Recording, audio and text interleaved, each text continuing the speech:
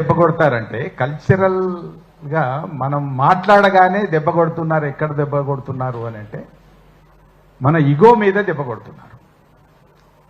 KCR batch అనే ఒక ముద్ర వేసి కొందరిని మాట్లాడకుండా ఉంచటం,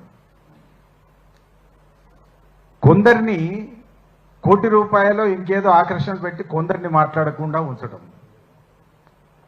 కొందరిని నామినేటెడ్ పోస్టులు ఇచ్చే లిస్టులో పెట్టి వాళ్ళని ఆపడం, ఇట్లా రకరకాల సెక్షన్స్ అందరినీ కూడా ఆపుకుంటూ లేదా దెబ్బ కొట్టుకుంటూ క్రమక్రమంగా మళ్ళీ తిరిగి ఒక ఇందాక మిత్రులు చెప్పినట్టుగా శ్రీశైల్ రెడ్డి కూడా చెప్పాడు, మళ్ళీ తిరిగి కనకదుర్గ గారు కూడా చెప్పారు, ఈ ఆంధ్రప్రదేశ్ అనే దాన్ని పునరుద్ధరించేటటువంటి ఒక ప్రయత్నం మాత్రం జరుగుతున్నది అనేటువంటిది మనం అర్థం చేసుకోవాలి. బేసికల్గా అది దీని వెనక తప్పనిసరిగా ఐడియాలజీ ఉంది, అట్లాగే కాన్స్పిరసీ కూడా ఉన్నది. సీతారామరావు గారు చెప్పినట్టు ఎఫర్ట్స్ కూడా ఉన్నాయి.